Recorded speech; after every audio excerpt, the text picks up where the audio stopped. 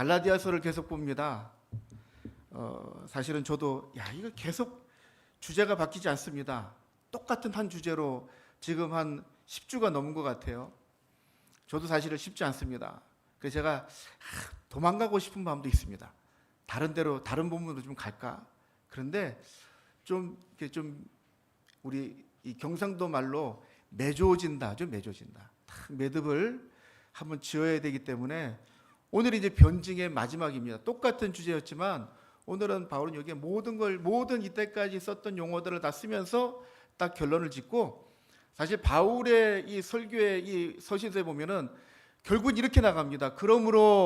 그래서 얘기를 나가야 되는 4장까지 사실 그런 얘기가 안 나와요. 그러므로란 단어가 나오지 않고 이렇습니다만 얘기합니다. 여러분 누구십니까? 여러분이 어떤 사람입니까? 그것만 계속 강조하거든요. 오늘 좀 어렵지만 오늘 마무리를 짓고 다음 주부터는 그러므로입니다. 그래서 우린 이렇게 해요. 똑같은 얘기를 하다 보니까 제가 오늘 좀 안 하던 걸 합니다. 제가 의도적으로 그 시중에 나와 있는 책의 이야기들을 잘 안 가지고 오는데, 제가 사실은 여러 가지 살펴보다가 다른 목사님의 책에 나온 이야기를 좀 가지고 오려고 합니다. 이 시대에 이제는 돌아가셨어요. 이제 작고 하셨는데, 그래서 가장 최근에 가장 그래도 명성을 떨쳤던 세계적인 목회자죠. 들어보셨나요? 팀 켈러 목사님이라고. 정말 그 시대에 또 이 2000년대를 딱 들어오면서 굉장한 복음주의로 탁월한 설교자의 또 타결한 그 인사이트로 통찰력으로 목회를 정말 멋지게 하셨는데, 또 암으로 이런 분들은 또 꼭 일찍 돌아가시더라고요. 가셨어요. 하지만 그분의 이제 책은 좀 많이 남아 있는데, 제가 서두가 좀 길었는데 제가 얘기하면 여러분 신뢰성이 좀 떨어질 것 같은데 이분의 이야기니까 신뢰 좀 하시라고 제가 하는 얘기예요. 이분이 책에서 이렇게 얘기를 하시더라고요. 율법이라는 개념 안에서 세상의 모든 사람들이 이 부류에 속한다, 네 가지의 부류에 속한다라고 표현하고 있는데, 제가 읽으면서 굉장히 공감이 되더라고요. 교회 안에서가 아니라 세상의 모든 사람들이 율법 안에서 이 네 가지 부류로 갈린대요. 여러분 한번 잘 한번 들어보시고 정리를 하시고, 오늘 3번의 질문이 나는 몇 번째인가의 질문이 있어요. 나는 과연 몇 번째인가? 이거는 남한테 얘기할 필요 없어요. 남한테 얘기하다 보면은 약간 가식적일 것 같아요. 가식을 다 빼고 내 스스로에게 나는 몇 번째인가? 서두가 길었는데, 자, 첫 번째는 율법에 순종하면서 율법에 의지하는 부류입니다. 율법을 잘 지켜요. 그런데 율법에도 굉장히 의지를 많이 해요. 어떤 부류가 딱 떠오를 거예요. 성경을 아시는 분들은. 그들은 율법 아래에 있으면서 되게 아주 잘난 체하고 아주 독선적이고 교만합니다. 왜? 잘 지키고 있거든요. 그리고 그게 전부이거든요. 겉으로는 하나님의 관계가 아주 좋은 것 같아요. 하나님의 관계가, 내가 율법을 잘 지키고 있기 때문에 하나님의 관계가 제일 좋은 것 같아요. 그런데 가끔 불안해요. 언제 불안해하면은 내가 열심히 했는데, 내가 기도도 했는데 응답이 잘 안 될 때, 그 가운데 다른 사람들 다 기준에 잘 못하고 있기 때문에 그 사람들보다 내가 더 잘하고 있음에도 불구하고 안 되니까 더 불안한 거죠. 그러다 보니까 내가 만약에 잘못하거나 실수했을 때 굉장히 과민해요. 그리고 비판도 잘해요. 주로 어떤 사람들이에요? 성경에 바로 나오지 않아요? 바리새인들. 교회에 이런 분들이 많습니다. 내가 계명도 잘 지키고 신앙도 잘 지켰기 때문에 내가 어떻게 될 것 같은 그런 느낌. 그렇기 때문에 잘못하고 안 되는 사람 보면은 약간 낮춰보고 정죄하고. 첫 번째 부류입니다. 두 번째 부류는 율법에는 불순종을 해요. 순종하진 않는데 율법은 의지해. 이런 사람도 있죠. 어떤 부류냐면은 이들은 행위를 통해서는 의를 종교적으로 강하게 의식합니다. 그런데 그렇게 일관적으로 살진 않아요. 이런 게 좋다고는 알고 있는데 그게 맞는 것 같은데 그렇게 살진 않아요. 그 결과 바리새인들보다는, 앞에 있던 첫 번째 부류 사람보다는 굉장히 겸손해. 왜냐하면 나도 잘 못하고 있으니까 다른 사람 못하는 것도 굉장히 자비로운 마음으로 바라보는 거죠. 그런데 그러다 보니까 죄책감이 있을까 없을까요? 죄책감이 큽니다. 왜냐하면 율법을 의지하기 때문에 못 지킨 것에 대한 죄책감이 굉장히 커요. 늘 불편해. 그래서 종교적인 이야기를 하면은 불편합니다. 예수님 믿어야 구원받고 막 이런 얘기하면은 불편해요.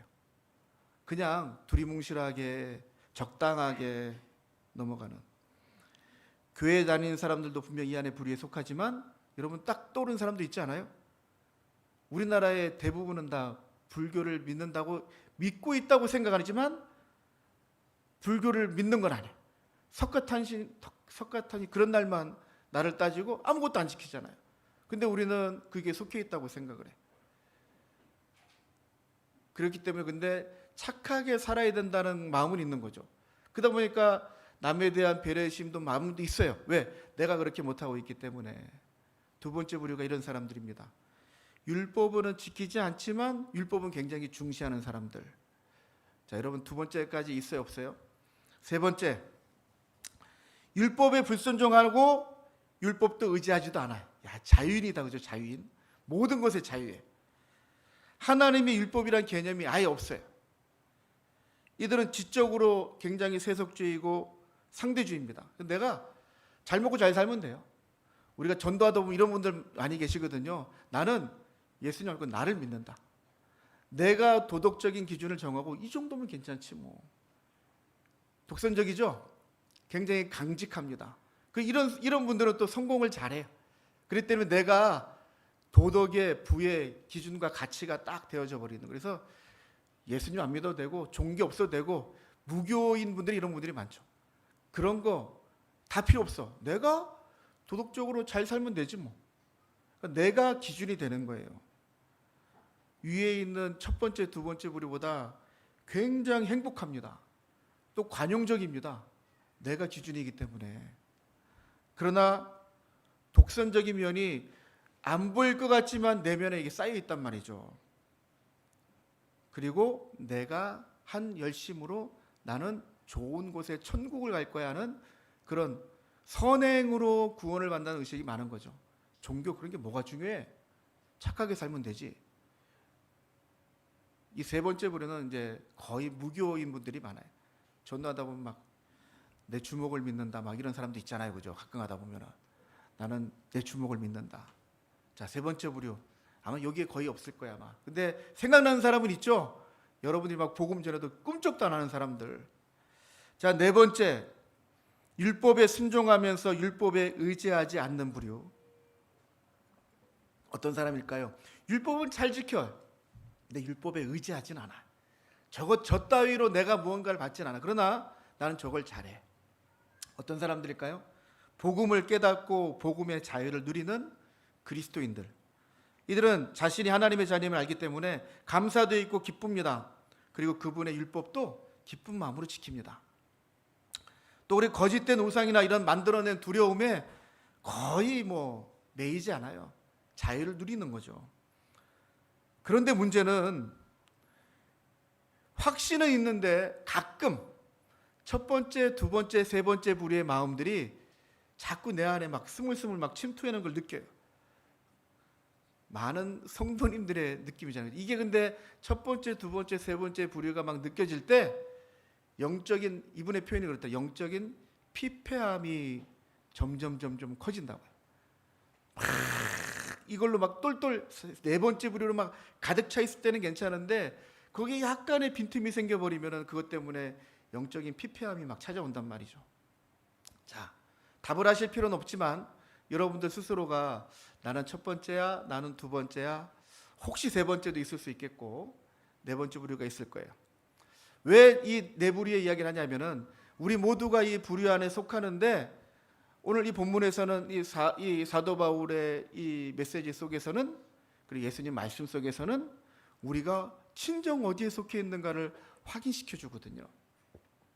네 번째 부류는 여러분들 스스로만 생각을 하시고 오늘 본문은 사실은 사도 바울이 두 가지의 포인트의 설교를 저는 이거 설교라고 표현하고 싶어요. 한 가지의 주제를 가져와서 설명해 나가는 거예요. 어떤 얘기냐면은 사실 아까 우리 집사님 시작하면서 핫하다 했는데 유대인들에게 이 이야기는 굉장히 핫한 이야기입니다. 왜냐하면은 그들에게 믿음의 조상은 누구냐면 아브라함이에요. 근데 아브라함이 잘한 것도 있지만 오늘 본문에 나오는 이 스토리는 아브라함의 아주 부끄러운 장면을 드러내버리거든요. 창세기 16장의 이야기인데, 아직 성경은 필 필요 없고요. 창세기 16장 이야기인데, 아브라함이 하나님께 부름을 받고 출발할 때가 창세기 12장입니다. 나이 75세 때 하나님께서 약속을 하십니다. 너는 복의 근원이 될지라, 너희 후손이 천대만큼 복을 받으려 막 약속하십니다. 뜨거운 마음으로 왔어요. 그런데 창세기 16장까지 물론 재물은 참 모였지만 진짜 제일 중요한 거 아들이 없는 거예요. 75세에 부르심을 받았었는데 10년이 흐르면 몇 살이죠? 85세가 되었는데 아직 자녀가 없는 거예요. 상대적으로 부인 사례는 10살 어립니다. 75세인데 아직 아이를 낳지 못하는 거예요. 그래서 이런 결론을 내리기 시작합니다. 창세기 16장 1절 2절입니다. 같이 한번 읽어볼까요? 시작. 아브라함의 아내 사례는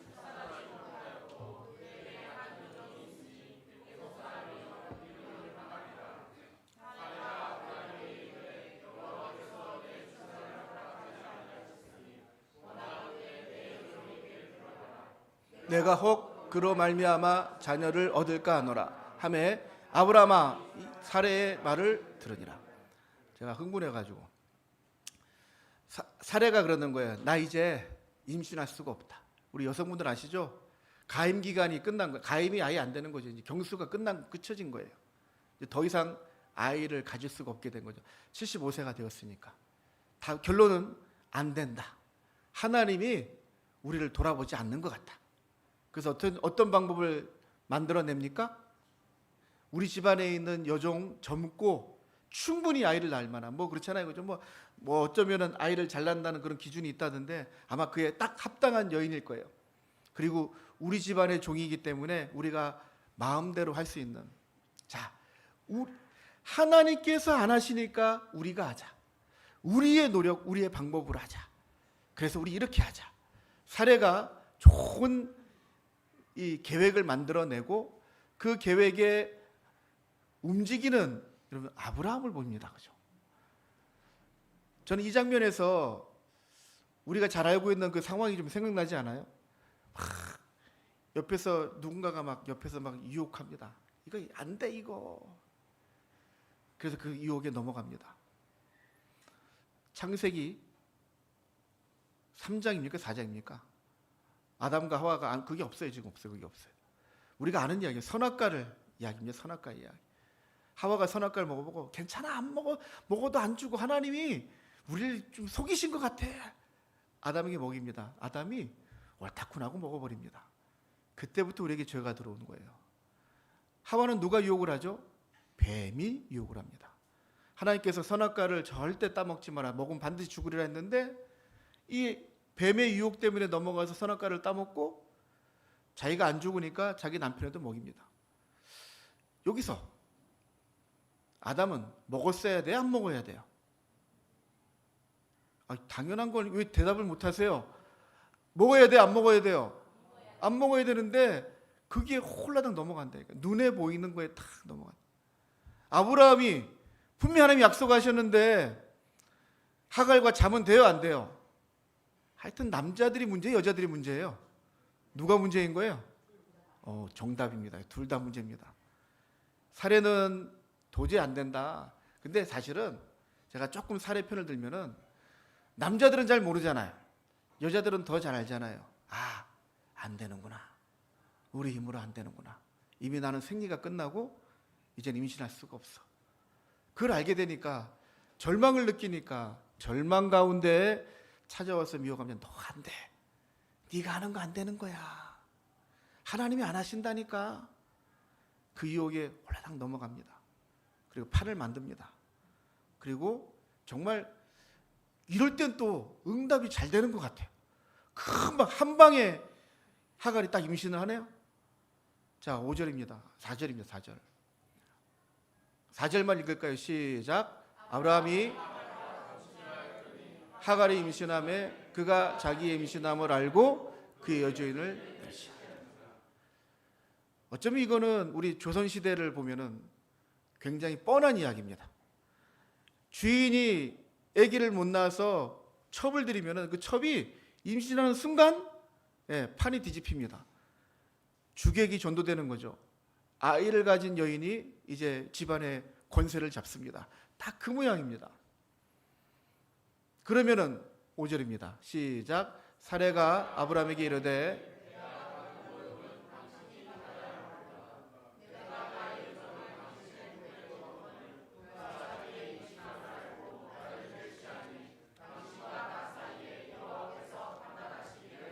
자, 여기서 잠깐 여러분, 이거 누가 판을 만든 거예요? 누가 만든 거예요? 봤잖아요. 왜 자꾸 답을 안 하세요? 누가 판을 만들었어요? 사라가 만들었어요. 지금 여기서 아직 사라가 되지 않았습니다. 아직 이름이 오타가 아니라 원래 이름은 사레였고 아브람이었습니다. 나중에 하나님이 이삭을 낳을 때 다시 이름을 바꿔주죠.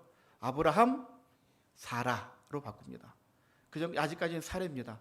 그렇기 때문에 지금 저러고 있습니다. 자기가 계획하는 것 때문에 사단이 나는 거예요. 누굴 원망해야 돼요? 다들 똑같아, 그죠? 우리는 남 원망하기 시작하는 거죠. 당신이 얘기를 낳았기 때문에 이렇게 된 거 아니에요. 지금 판은 누가 만들고 자기가 짜고.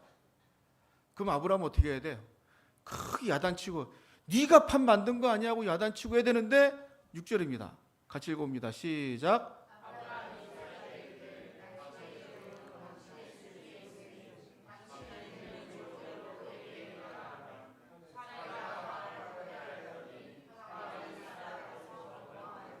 아멘. 자, 이거 우리 도덕적으로 판단하면은 누가 제일 잘못한 거예요? 뭐 하갈이 잘못했어요? 이스마엘이 잘못했어요? 누가 잘못한 거예요? 사레가 잘못하고 또 누가 잘못한 거예요? 우리 집안에 아이를 못 낳아가지고 첩을 들여서 아이를 낳았어요. 근데 그 첩과 그 아이를 내쫓아 버리는 거예요. 이 인간 나쁜 인간이에요? 좋은 인간이에요? 나쁜 인간이에요, 그죠? 도덕적으로는 제일 잘못한 건 아브라함과 사레입니다. 사레만 잘못한 거 아니에요. 아브라함이 동조하잖아요. 그리고 당신 마음대로 해라 해서 그 여인과 그 아이를 쫓아내버리잖아요. 사레만이 잘못이 아니라 아브라함과 사레의 잘못입니다. 이 이야기를 지금 바울이 꺼내오는 거예요. 우리의 믿음의 조상인데 이 부끄러운 과거를. 그런데 여러분, 이거는요, 오늘 바울이 이 이야기를 가져오는 건 제가 오늘 이 부분만 딱 같이 설명을 좀 한 이유는 나중에 이 안에 스토리가 이 이야기를 다 담고 있거든요, 지금. 근데 여러분, 이 개념을 어떻게 생각해야 되냐면요, 24절입니다. 24절, 아까 우리 본문에서 24절. 자, 같이 읽어볼까요? 시작. 이것은 비유니 이 여자들은 두 언약이라. 하나는 신의 산으로부터 종을 낳은 자니 곧 하갈이라. 이것은 비유입니다. 이거를 도덕적인 사건으로, 역사적인 사건이지만 도덕적으로 판단하는 것이 아니라 비유라는 걸 염두에 두셔야 돼요. 아브라함이 옳다, 뭐 하갈이 틀렸다, 그 얘기가 아닙니다. 이건 하나님의 은혜를 얘기하고자 지금 도저히 임신할 수 없었던 여인 사라. 그런데 도저히 임신할 수 없으니까 사람의 방법으로 아이를 가졌던 하갈과 이스마엘. 우리가 보기에는 하갈과 이스마엘은 정당한 겁니다. 바른 겁니다. 바르다기보다는 정당한 겁니다. 우리 열심으로 해서 낳은 아들. 우리는 그 아이를 통해서도 축복의 길이 열려지기를 원합니다. 그러나 오늘 본문의 이야기는 그런 이야기를 하고 있는 게 아닙니다. 진짜 정통성이 누구에게 있느냐? 사람의 방법의 행위로 했던 이 하갈과 이스마엘은 아니다. 도저히 아이를 낳을 수 없어요. 누가 아이를 낳게 하십니까? 하나님이 아이를 낳게 하십니다. 사라가 압니다. 자기가 제일 잘 압니다. 나는 도저히 안 된다는 거. 안 되는 것을 되게 하시는 분이 하나님. 근데 그 되게 하실 것을 하나님이 미리 약속하셨어요. 언약을 하셨어요. 그 아브라함을 통해서 후손을 만들고 후손 가운데 누가 오실 것까지 다 계획을 짜놨는데 지금 그 판을 자꾸 아브라함이 바꿀 때마다 하나님이 간섭하셔서 바른 길을 가도록 인도하시는데, 그러나 시간의 타이밍이 달라요. 그렇다고 해서 하나님이 이들을, 아브라함을 무작정 다 옹호하시는 건 아닙니다. 우리 창세기 아까 그 본문에 16장 마지막 절이 12절인데 12절에 이렇게 기록합니다. 같이 나옵니다. 해서요. 16장 마지막 절 16절입니다. 마지막 절에 하갈이 아브라함에게 이스마엘을 낳았을 때 아브라함이 몇 살이라고요? 86세였습니다. 그 다음 바로 절이 17장 1절입니다. 또 연결되어 있는 겁니다. 여러분 설명드리자면은 원래 성경은요 몇 장 몇 절 없어요. 원래 그냥 글이 쫙 써 있는데 우리가 잘 찾고 정리하려고 우리들이 인간들이 정리를 하는 거예요. 장별로 정리를 하고 절을 정리한 거예요. 원래 책으로 따진다면 원래 글로 본다면은 16장 16절과 17장 1절은 붙어 있는 겁니다. 장을 우리가 나눴다니까요. 우리가 좀 편리하게 찾으려고. 그런데 상황이 달라지기 때문에 우리는 의도적으로 17장을 나눴던 것 같아요. 근데 원래 성경 원문에는 똑같이 연결되어 있다. 근데 여러분 뭐가 달라졌어요? 아브라함의 나이가 86세였는데 그 다음 절에 바로 아브라함이 99세가 되어버렸네요. 이 간격이 몇 년이에요? 13년 동안 아무 말씀 안 하시는, 하나님이 간섭하지 않으시는.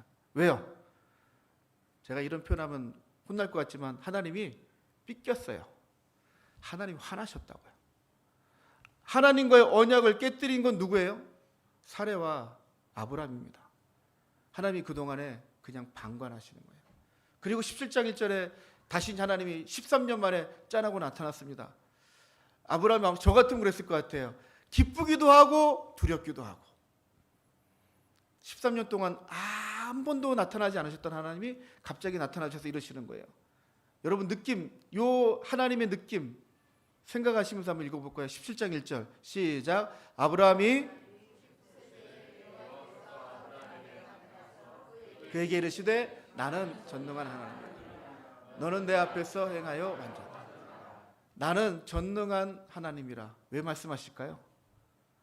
너희들은 의심하고 안 될 것 같고 딴 방법으로 아이를 낳지만 하나님은 나는 전능한, 너희들의 방법이 아닌 하나님의 방법, 나의 방법으로 내가 아이를 낳게 할 거야. 그 17장 넘어가면서 이제 또 다른 스토리가 시작됩니다. 바로 약속의 아들인 이삭이 태어나도록 13년 동안의 침묵하시다가 나타나셔서 나는 전능한 하나님이고 너는 어떻게 하시라고요? 내 앞에서 행하여 완전히 행하라는 거죠. 지금 그 잘못을 지적하시는 거예요. 너의 생각과 너의 의도로 했던 거 그거 아니야. 네가 할 수 없다고 생각하는 거 나는 할 수 있어. 그게 하나님을 보여주십니다. 그래서 75세 때 사라는 안 될 거라고 이미 생각했지만 90세가 아브라함이 99세니까 사라는 이제 89세입니다.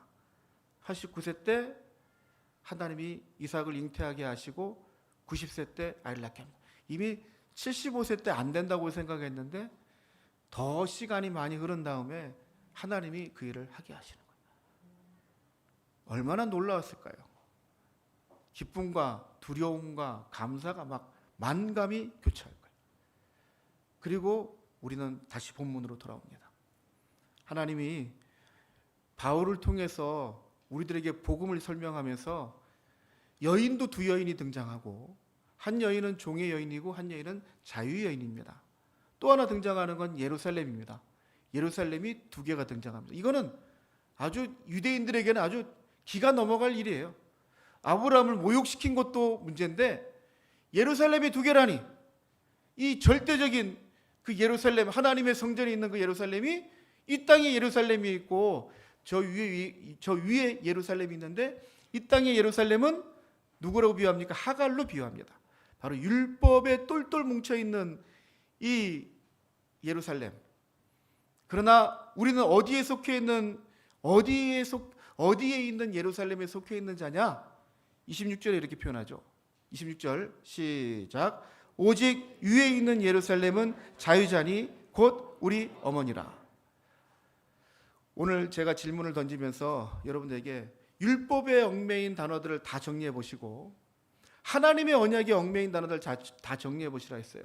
그러면서 우리가 이 하나님께서 바울을 통해서 우리에게 설명하고 싶은 게 무엇인지, 도저히 안 될 것 같은데 되게 하신 하나님을 설명하려고 또 다른 이야기를 하나 가져오는데, 그거는 지금 바울의 시대에서는 600년 전의 이야기고 저 아브라함의 시대로 따지자면은 아브라함 한 1200년 전 일이거든요.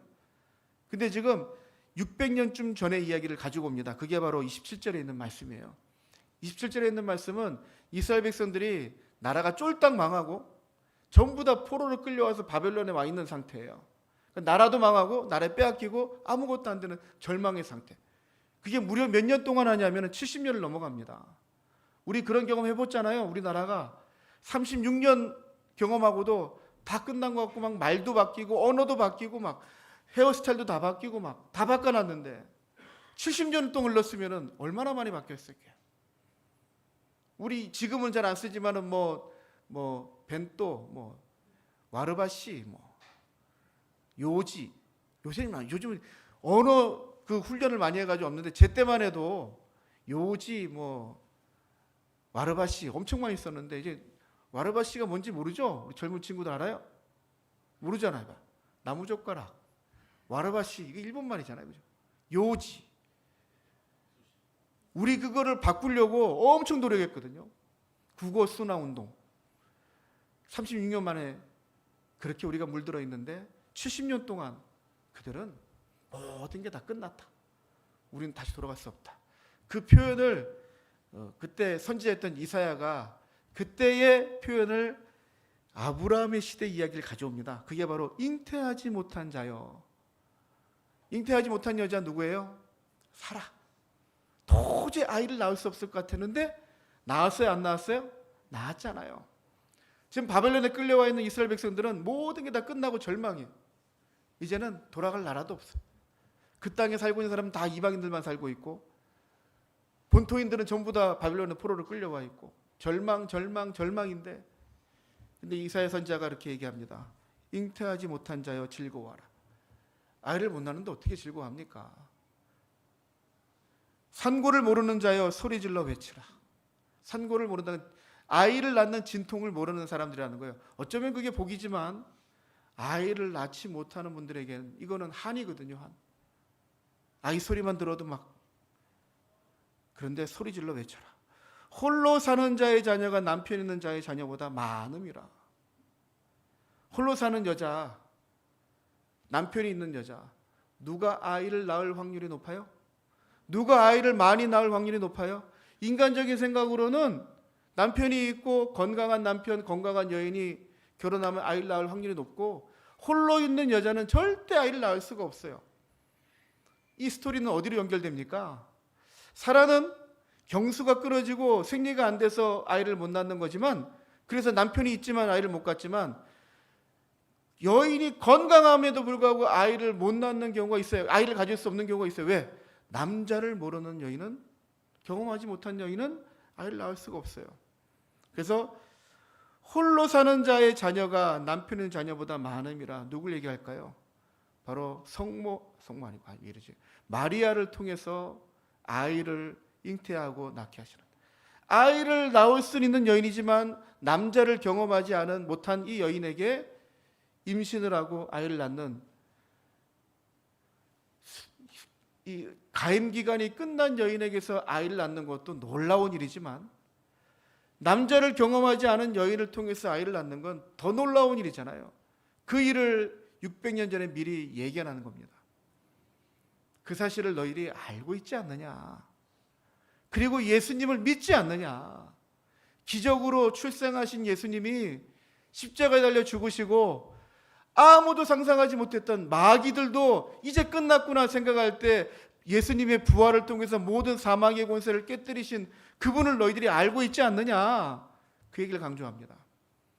그 얘기가 1200년 전, 600년 전 이미 다 예견되어 있었고 그 영광을 아브라함이 지금도 누리고 있는데 우리들은 왜 지금 율법주의자들이 들어와서 얘기하는 율법 때문에 흔들리고 불안하고 은혜를 잃어버리고 율법을 지켜야만 구원을 받는 것처럼 여기고 살아가느냐. 그러니까 이렇게 되는 거 아니냐. 29절입니다. 그러나 그때에 육체를 따라 난 자가 같이 읽습니다. 이번부터 시작. 성령을 따라 난 자를 박해한 것 같이 이제도 그러하도다. 제가 아까 창세기 16장을 자세하게 설명한 이유가 바로 이겁니다. 바울은 그 사건을 그대로 가지고 옵니다. 사례가 의도대로 데려온 하가를 통해서 임신하였을 때 어떻게 해요? 사례를 박해합니다. 사례를 막 업신여깁니다. 그거를 오묘하게 지금 인용합니다.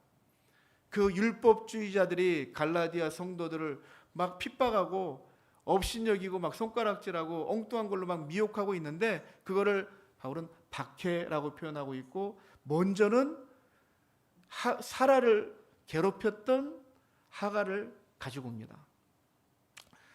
그런데 바울이 어떻게 했느냐? 아브라함이 어떻게 했느냐? 30절입니다. 시작. 그러나 성경이 무엇을 말하느냐? 여종과 그 아들을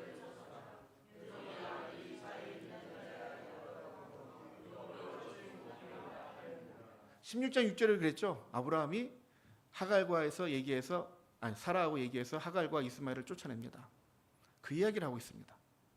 도덕적인 얘기가 아니라고요. 비유라고요. 그는 유업을 물려받지 못할 자이기 때문에, 물론 하나님이 그 가정을 따로 세우셔서 그들에게도 또 생계를, 민족을 이뤄가게 하시지만 분명히 그들은 언약의 자손들이 아니었어요.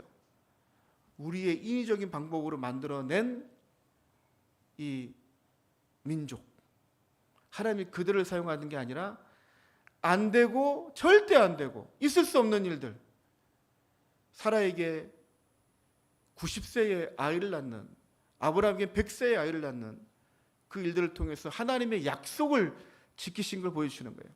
그래서 언약의 자손입니다. 이삭은 언약의 자손이에요. 이스마엘은 종의 자녀일 뿐만이 아니라 인간의 자녀인 거예요. 하나님이 그를 통해서 만들어가지 아니하시고, 하나님은 당신의 방법대로 당신의 사람들을 세워서 만들어 가십니다. 그리고 그 혈통을 타고 예수님께서 오시는 거예요. 그 계획이 태초에부터 있었다고 요한일서 2장 1장에서 얘기합니다. 태초에 이미 하나님의 계획은 거기에부터 시작이 되었다고. 그 일을 이루어가는데 중간쯤에 있는 우리들이 율법주의 때문에 넘어집니다. 그게 갈라디아 성도들이고요. 자, 이제 우리들의 이야기로 가져와 볼까요? 우리들은 지금 율법 때문에 흔들립니까? 아니요. 아까 우리 내부리에 얘기했던 것처럼 율법에 전혀 아주 개의치 않고 살아가기도 합니다. 저는 율법이라는 이 개념을 어디에 가져오고 싶으냐면요, 우리 교회 안에서 이제 지금 현실에 얘기하자면은, 우리가 성도들이 가지고 있을 수 있는 기득권들이 뭐가 있을까요? 제가 먼저 내려놓죠. 목사는 구원 받습니까? 제가 구원 못 받을 것처럼 쳐다보시는데, 목사는 구원 받습니까? 목사가 구원을 받는 게 아니라 예수님을 믿는 자가 구원을 받습니다. 제가 예수님 믿는다면 구원을 받을 것이고, 목사이기 때문에 구원 받지는 않습니다. 이제 여러분들에게 적용이 됩니다. 내가 장로가 되면 구원을 받습니까? 권사가 되면 구원을 받습니까? 집사가 되면 구원을 받습니까? 아니라는 거 뻔히 알기 때문에 좀 이렇게 딱 얘기합니다. 우리가 무엇으로 구원을 받습니까? 무엇으로? 예수님을 믿음으로 구원을 받습니다. 그런데 우리는 그걸 확신을 가지고 있으면서도 우리는 자꾸만 다른 것들이 우리 안에 들어옵니다. 이제는 율법주의가 들어오지 않습니다. 세속주의가 들어옵니다. 세상이 들어옵니다. 그리고 우리를 마치 뱀이 하와와 아담을 유혹했던 것처럼, 어쩌면 살해의 유혹은 뭐에 넘어간 거죠? 세상을 바라보는 기준이 살해를 넘어뜨렸습니다. 내가 가지고 있는 생각이, 내가 알고 있는 지식이 나를 넘어뜨립니다. 예수님의 이름으로 구원받지만 내가 요 모양 요 꼴로 되겠나? 내가 뭘 좀 해야 되지 않겠나? 교회 입장에서는, 목사 입장에서는 여러분들이 많이 헌신하길 바랍니다. 헌금도 많이 하시길 바랍니다. 그런데 여러분, 헌금으로 구원받지 않습니다. 여러분들이 교회 봉사를 많이 한다고 구원받지 않습니다. 내일부터 걱정이, 아무도 봉사 안 하고 다 도망가면 어떡하죠, 그죠? 그런데 아까 우리 네 번째 부에서 그랬죠. 그 하는 일이 내가 받은 은혜 때문에 기뻐서 감사함으로 하는 거예요. 지금 저희 교회도 마찬가지고 많은 교회들이 그렇습니다. 할 일은 많은데 할 수 있는 사람들은 많지 않습니다. 그래서 늘 고생하는 분들만 고생을 하십니다. 늘 애가 쓰여요. 저러다 시험도 못해요. 근데 그분들 다 대부분 기쁨으로 하십니다. 감사함으로 하십니다. 너무 감사합니다. 그런데 여러분, 이게 우리가 조금만 흔들려 버리면은 이게 시험이 되는 거예요. 그렇죠? 조금만 흔들리면 시험이 되는 거예요. 왜? 왜라는 단어가 들어가면 시험. 내가 왜 해야 돼? 그 이유가 없어요. 해야 되는 이유는 없습니다. 그냥 하는 겁니다. 제가 왜 목사가 됐을까요? 제가 목사가 될 만한 자질이 하나도 없습니다. 사실은 제가 뭐 찬양을 잘합니까? 뭘 잘합니까? 제가 잘하는 게 하나. 제가 하나님께 기도할 때 그랬어요. 하나님, 제가 목사가 돼야 될 이유가 뭡니까? 왜라는 단어가 들어갈 때부터 시험이 들고 안 되더라고요. 3년 동안 제가 산에 있었다니까. 진짜 도 닦는 것도 아니고 산에서 3년 동안 왜 하나님께 계속 물어봤거든요. 답을 안 주세요. 내려가지도 못하고 계속 있기도 힘들고. 그런데 아까 얘기했죠. 3년을 채우고 내려왔는데 2년 만에 진짜 바닥을 치는데요. 제가 그때 생각했던 건 3년 동안 내가 질문 안 했으면은 아마 그때 하나님 저를 부르신 게 아니시군요 하고 도망을 갔을 거예요. 근데 3년 동안 왜를 계속 물어봤는데 제가 신학을 시작하고 2년 만에 제 재산이 하나도 없이 날아갔다고 해서 하나님 부르신 게 아니군요 할 수가 없더라고요. 3년 동안 제가 하나님과 나눈 그 은혜의 시간들이 있기 때문에 비록 울었지만 절망도 경험했지만 하나님의 은혜가 내 안에 있는 걸 알기 때문에 그래도 그 길을 버텨내는 거예요. 문제는 은혜입니다. 하나님이 왜 하갈이 아닌 이 사레가 젊었을 때 60세 때 했으면 딱 좋았잖아요. 희망도 있는데 일을 하셨어요. 그런데 거기는요 하나님 100%가 아니에요. 하나님이 50, 아브람과 사레가 50, 이쯤 되지 않겠어요? 근데 하갈이 90세가 되었을 때는 하갈의 공로는 1도 없습니다. 1도. 100%입니다. 100% 하나님이 하십니다. 저의 고백은 그렇습니다. 제가 이건 설교 본문에도 없었던 건데 괜히 항해자를 부르셔가지고 제가 그때 벌써 이제 그때 2005년쯤 되겠네요. 2003년도에 제가 고신대 신학과를 들어갔으니까 2학년 됐으니까 2005년도 했을 거예요. 그때 그 절망을 지금 20년 몇 년 지난 거예요 지금? 몇 년 지났어요? 21년 지났어요? 21년 전의 일이 찬양을 듣는 순간에 생각이 나잖아요. 여러분에게 일어나는 그 절망의 때가 10년이든 20년 후에 어떤 한 계기로 딱 떠오르게 될 거예요. 그때 거기에 은혜가 있습니까? 그 은혜를 주시려고 지금 우리가 여기 있습니다. 여러분에게 그 시기가, 저는 그래요. 왜 그때가 필요했을까요? 저에게 그런 시기가 없었다면은 중간에 여러 가지 일들이 있지 않겠습니까? 그죠? 근데 그쯤이야, 이쯤이야. 그런데 그 안에 그 시기를 넘어가는 동안에 느꼈던 하나님의 은혜는 내가 아니라 하나님이 100% 하신 하나님을 하나씩 경험하는 거예요. 여러분, 축복입니다.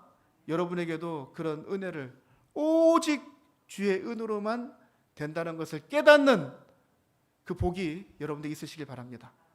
하나님이 아브라함에게 사라에게 그거 보이시고 나는 전능한 하나님이다. 내 앞에서 온전하라. 그거 가르치시려고 25년을 기다리셨어요. 그리고 하나님은 그렇게 나타나셔서 진짜 하시잖아요. 저 여러분에게 25년 안 걸립니다. 너무 겁먹지 마세요. 1년이 될 수도 있고 조금 더 길을 수 있습니다. 하지만 분명한 건 하나님이 은혜로 해내십니다. 그리고 우리는 그것의 그 일의 주인공이 되는 겁니다. 옆에 있는 변두리에서 구경뿐이 아니라 여러분들이 주인공이 돼야 됩니다. 그 하나님이 여러분들의 힘을 빼고 하나님이 100% 하시는 그 상황을 만들어 가십니다. 여러분, 여러분들 힘을 빼십시오. 모든 스포츠의 경기가 그렇더라고요. 어깨에 힘이 들어가면 안 돼요. 내 힘을 빼고 그 배트에, 그 방망이에, 그 채에, 거기에 힘을 싣습니다. 내 몸이 아닌 거기에. 하나님의 몸을 싣는 거예요. 하나님이 우리에게 모든 것을 최고로 일으킬 수 있도록 내 힘을 빼고, 어차피 우리가 아직 힘이 내 몸에 들어가 있기 때문에 하나님 힘 빼는 시간들을, 아브라함에게 25년의 세월은 아브라함 힘을 빼는 시간이에요. 그렇기 때문에 나중에 결국엔 믿음의 조상이 되었고, 부끄러운 과거도 있지만 믿음의 조상이 되었고, 지금 우리도 그를 믿음의 조상이라고 합니다. 사랑하는 성도님들, 여러분에게도 그 은혜가 있으시기를 주님의 이름으로 축원합니다.